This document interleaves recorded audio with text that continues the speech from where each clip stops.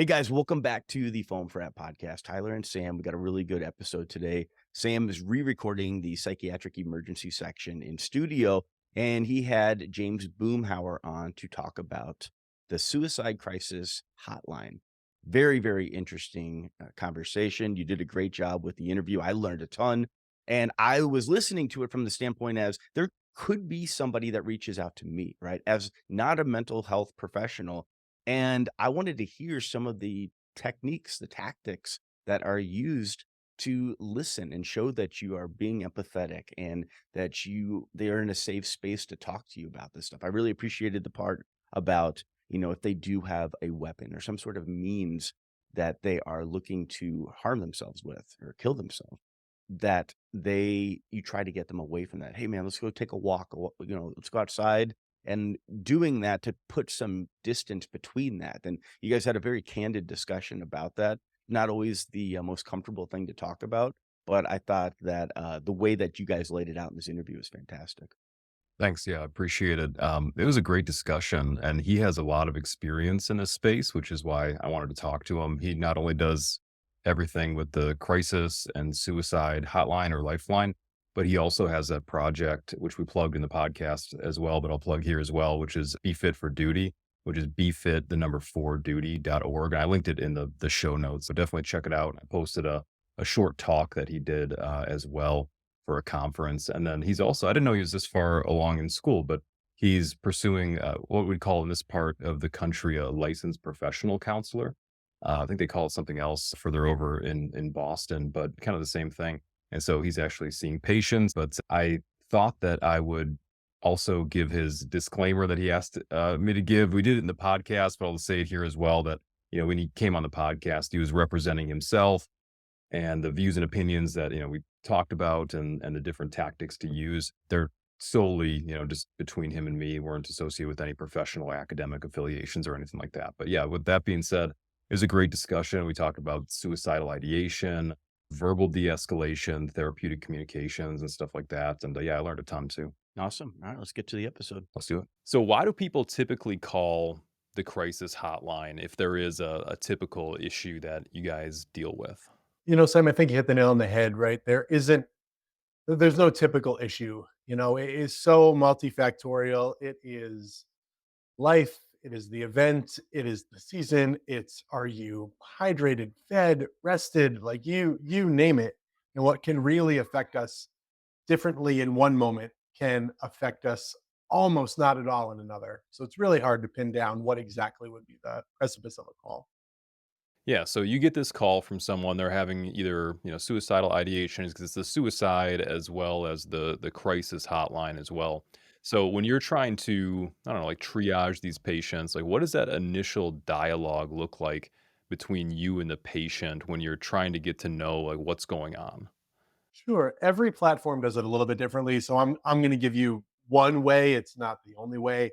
The first thing you have to do is really assess the whole picture, right? Do I have someone who is saying, I'm really frustrated and things are really down and I just have nowhere else to go and I want to end my own life versus I have a plan, I have means to that plan, I'm going to execute that plan and I'm going to execute that plan in a very finite period of time. I don't ever mean to express for individuals that aren't trained in suicide intervention or crisis intervention to treat those differently. But when you are in this space, those are two very different aspects of either suicidal ideation or someone who's planning to attempt to die by suicide. And I assume that that kind of changes the way that you're responding to that. So if somebody has a plan in place as well as the means to do it, you're contacting other agencies and stuff like that. Is that the delineation between whether you have to get other services involved or whether or not you're going to kind of, I don't want to say handle this on your own, but kind of continue your fact finding mission with the patient? Is that kind of correct? Again, that very much falls down to the institution that you work with. And I just don't want to pigeonhole one versus another. In many systems, if you have a plan, means, access to the means, and a timeline, it is all systems go. It is every resource, person, thing, tool that we can put together to help pull you out of this crisis or delay your attempt to die by suicide versus I like the terminology used in the fact finding mission of let's really tease out what we are talking about in this moment. What does that look like? Do you have a plan? Well, no, I don't have a plan of what I do. Okay. I'm not then going to further. Well, do you have access to the means of the plan you don't have, right? You don't want to be in a space where you're putting ideas in someone's head, but also knowing the individuals you're working with. Do you own a firearm? Do you have this? Do you have that? Have you used XYZ tool in the past, right? And do a little bit of risk stratification in that moment as well. And then, depending on your role, are you coming as the pre hospital healthcare provider or as the crisis interventionist? Can I safely create space from whatever could cause lethal harm to my patient? Gotcha. And so when you make that delineation, or when you're trying to make that delineation between all systems go right now, or I'm just going to continue talking, you have a few of these questions that you use. Is there a good and a bad way to ask those questions? Because you're not just going to come out and say, hey, this is hey, this is James. It's nice to be talking with you. Are you going to commit suicide in the next 5 minutes? Like that. Clearly, the question isn't like that. Do you have like, I don't know, I don't want to pigeonhole anybody into this is the only way or anything like that, but is there a script? Is there a particular way that you approach that problem so as not to come off like too crass, if you see what I'm getting at? Absolutely. And Sam, you're right. It's a perfect balance of I have to be blunt, right? I don't want to, Sam, have you ever thought about maybe not being here anymore? Versus, like, Sam, you and I have been talking for a few minutes. Are you having thoughts of harming yourself or dying by suicide? Right? Like, really put that on the table because you can say something as simple as, no, I have no thoughts of harming myself. Because in the back of your mind, you're like, I'm going to kill myself. I'm not going to harm myself. I'm going to kill myself. Versus, a more, kind of lackluster approach. And then the opposite of that, as you mentioned, is shut up. I don't want to know your name. Are you going to die by suicide? Yes or no? Let's move. What you want to focus on in the crisis intervention space is ensuring that you're warm, ensuring that you're empathetic, and that the individual you're talking to knows that you care about their answer and that they're in a space where they can share the heavy and terrifying answer of yes, just as easy as no. We find that sometimes if you're too blunt, if it's the second word out of your mouth, you instantly recoil like, oh, I know what the answer is supposed to be and I don't want to answer it, versus finding that perfect balance of finding a dialogue, starting to actually talk to one another and show that I'm part of this line because I care about people, right? I don't get paid to be on this crisis line. I don't get paid to be one of the text operators on this line. I'm truly here volunteering my time because I care and we want to pull you out of this crisis together. I don't want to tell you five things and then send you on your way. I want to reinforce that you have the tools to pull yourself out of this crisis with my help rather than come to me and I'll do all the heavy lifting and pull you out of this crisis. Is there a lot of fear with people if they admit and they say those words? Like, let's say you've gone through the conversation a little bit and you're warming up to it, and you put that big question on the table where they're going to give you an affirmative or negative. I would assume that there's some fear for people when they put that big yes on the table. Yes, I do have these thoughts, or I do have a plan, I have the means. What does that look like for the person on the other side? So say that I'm somebody calling right now and I say, "Yep, I have a firearm in the house. This is my timeline. This is what I've been thinking. I do have the intention." What People are probably very afraid of that. Like, what are the next steps once I admit this to somebody? So what do those next steps look like when somebody admits that to you when you're talking to them? Sam, you hit all the key points. I want to take it one step further and talk about the bravery that it requires to dial the number, right? And to ask for help and to reach out to these people in these moments of crisis. When you have this plan, you're feeling however you're feeling, and your brain is telling you, like, this is the option. This is how we're going to get out. This is what we're going to do. So I wholeheartedly attest to, obviously, I cannot articulate, the emotions of other people, but I think that fear is really heavy and the vulnerability of I did this. I picked up the phone, I dialed the number, I reached out to the team, I did the stuff that I'm supposed to do. And then I shared this incredibly detailed and really scary story. Oftentimes we hear that people haven't said it out loud until I hate to use the word, but until we interview them, until we ask them these questions, and they hear, yes, yes. And I do know when I'm going to do it right, and how much different that sounds externally versus just. Sure. When you're interviewing, if that's the right word, and I don't know if when you guys talk about this at the hotline, do you refer to them as callers, patients, people? Like, what is the correct way to The crisis text line will refer to them as callers. callers? So this is callers on the line with you. You're kind of performing this interview to figure out how to best help them.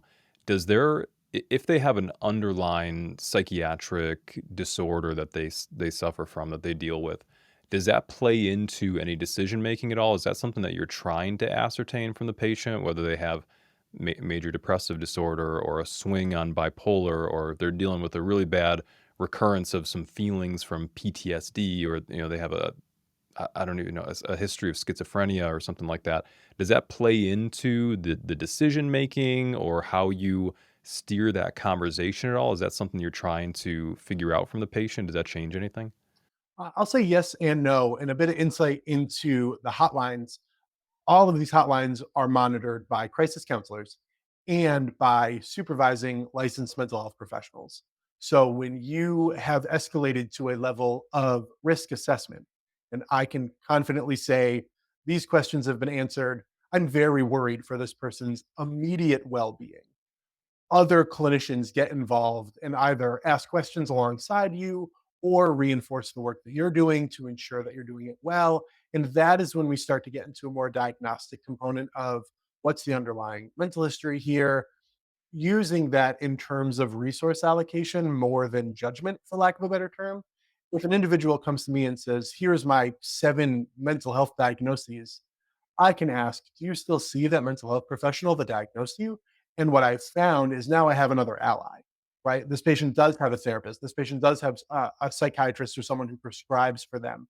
And now I can start to build that team of other individuals that we can collaborate with to keep that person safe. At the crisis intervention level, it's challenging to say like, yes, we're going to say if you have XYZ diagnostic criteria, then you're at higher or lower risk for suicide.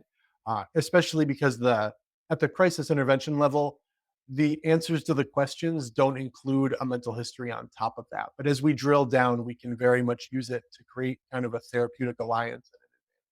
Gotcha.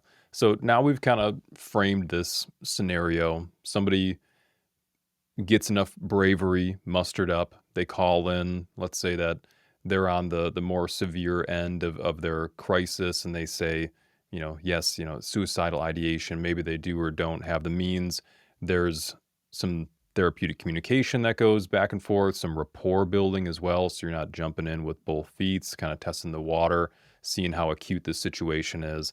And then if it seems necessary or relevant, obtaining some kind of history to see if you can get more allies on your side or resources to try to deal with their, because everybody's very individualized, and probably no two patients are exactly the same, obviously. And so you get this picture of them, you're trying to find your allies. When it comes to intervention, like the actual verbal de-escalation, because that's what you're, I don't know, pigeonholed isn't the right word, but you're over the phone. And so you can't read this person's body language. You don't see the environment that they're in necessarily, which is, very different than being with this person in person, which we'll get to next. But how do you talk quote unquote, talk someone down off of a ledge using just verbal de-escalation? I'm aware that, services has to get involved. Somebody has to be there eventually with this person in person, which we'll, talk about how to transfer these things over next. But how does that approach work when you're trying to stop someone from making a life altering decision that will end very bad? I'll take that one step further and say a vast majority of the work I do is via text message. So you lose another component of that. So it would be best practice now to say that what we're talking about is 988, the crisis text line, which is merged with the suicide hotline.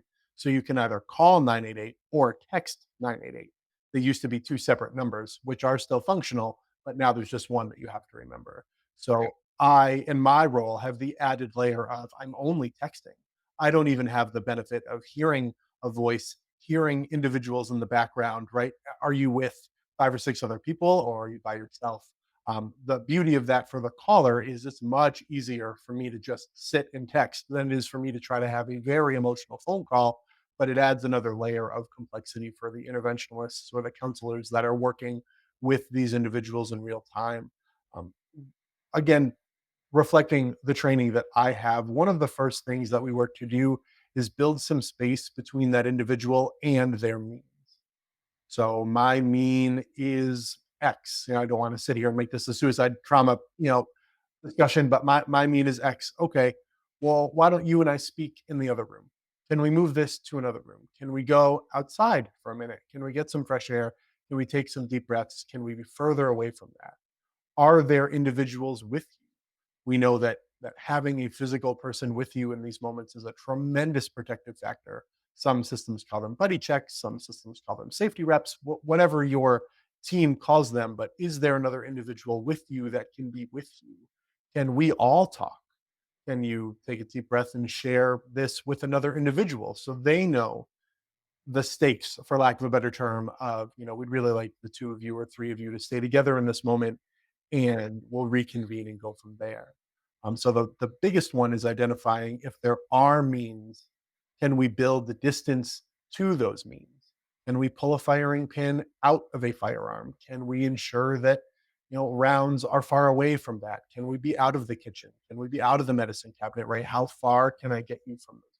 So that's the first step, some kind of physical distance from them and what they're, you know, planning to use as some type of means of harming themselves or others. And then what happens after that? Really depends on kind of where we go, how well is that received, and are we working to do those things? Are there individuals that can be with these people in that moment? Do we need to help try to find local resources? And this will dovetail into our kind of 911 discussion of what happens with professional responders being that other person. Can we get you to a safe place? Does that have to be a hospital? Does it not have to be a hospital? How can we ensure that while we're simultaneously creating distance from the means, can we also keep you surrounded by people that care about you and can help keep you physically safe? So increasing the proximity of people, getting people in their space that are helping, meanwhile creating a barrier for things that are not helping pretty much. So what's surrounding this person is very much shaping their experience in that moment is what I'm gathering. Exactly. Yep, exactly. Is in a perfect world, can we pull you out of the environment entirely? Right? Can James feels very unsafe in his home, and all of his means to die by suicide are all lined up in his home. Sam is his next door neighbor. Can we go to Sam's for the night? Is that an option? Are you too close enough? Can I not only pull you far enough away from the physical means, but can I pull you out of the environment where you have this plan put together?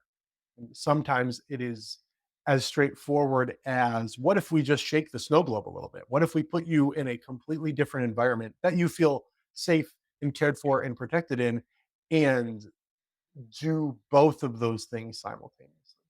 Gotcha.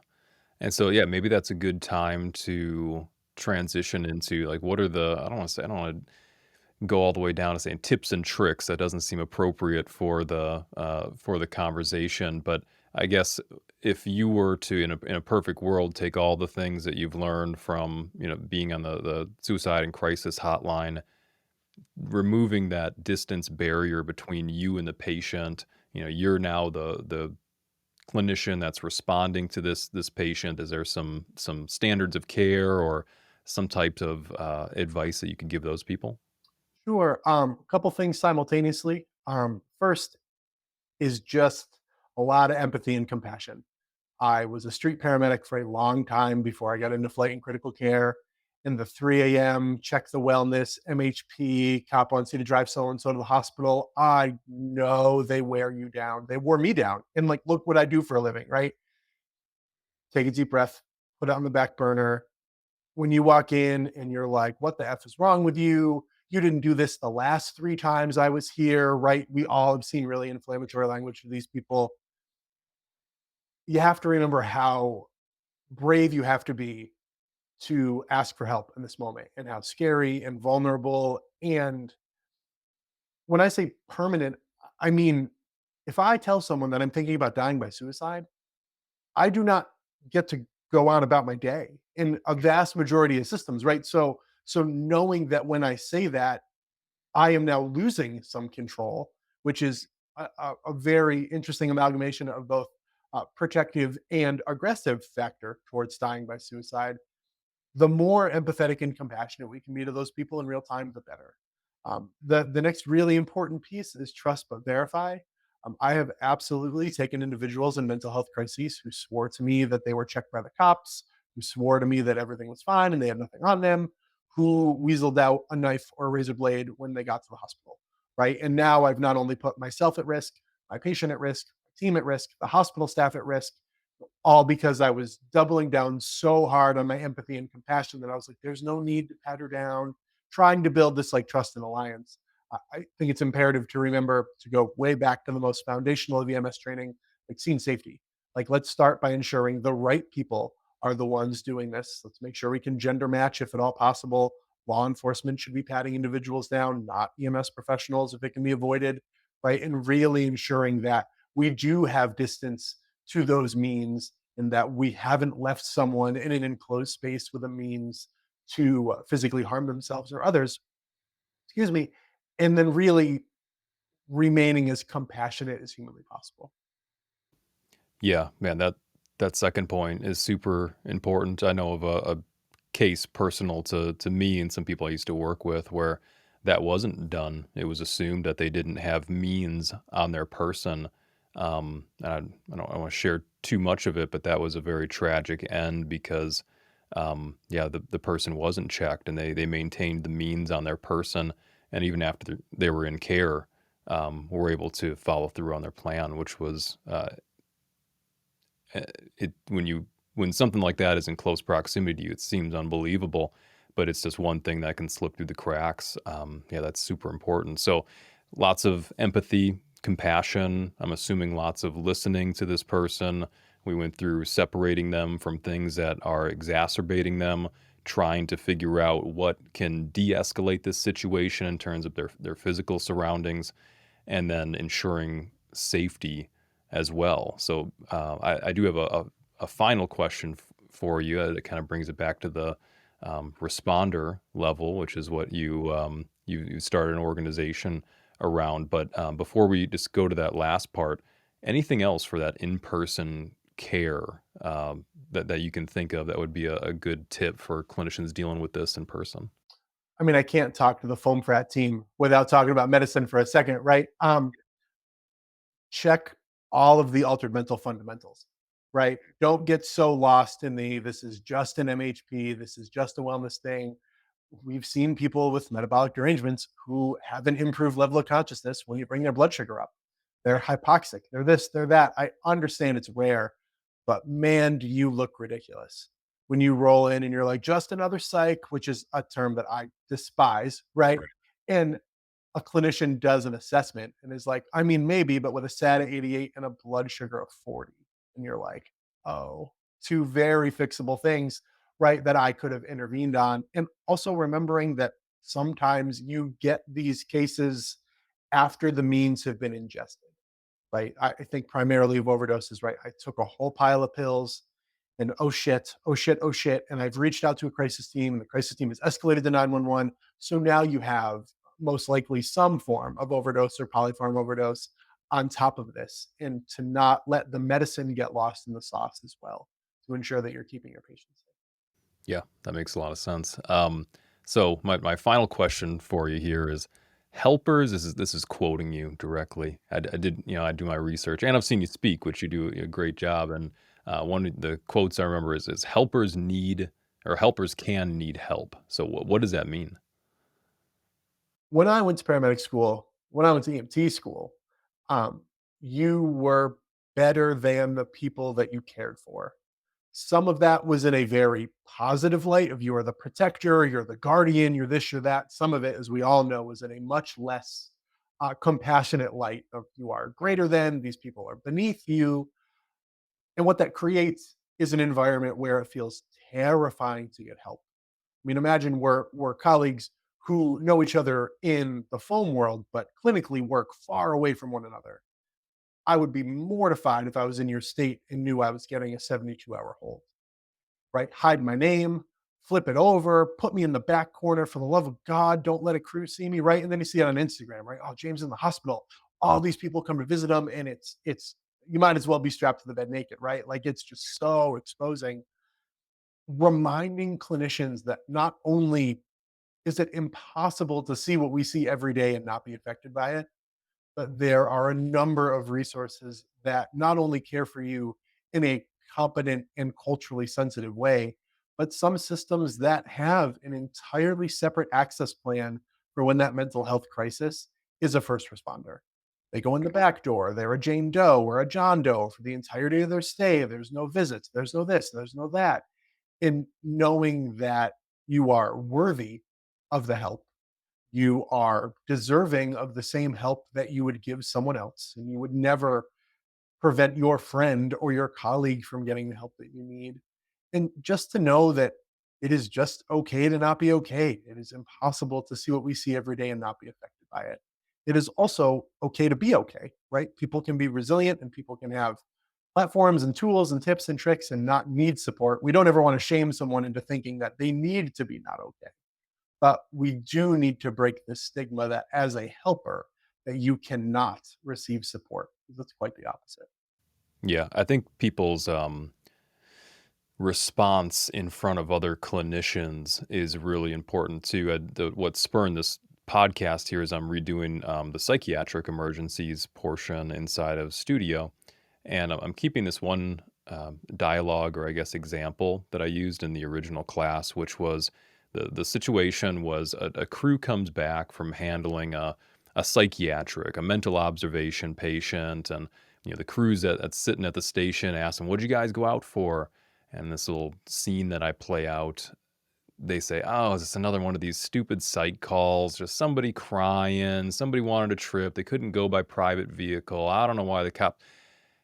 And when they're explaining how they feel about this patient who needed help with their mental health, who knows who's overhearing that? You have one person talking about this and really downplaying it, making it seem like, oh, this wasn't a cool call. We didn't intubate anybody. We didn't do CPR. We didn't give any drug. We just had to talk to this. We had to babysit this patient.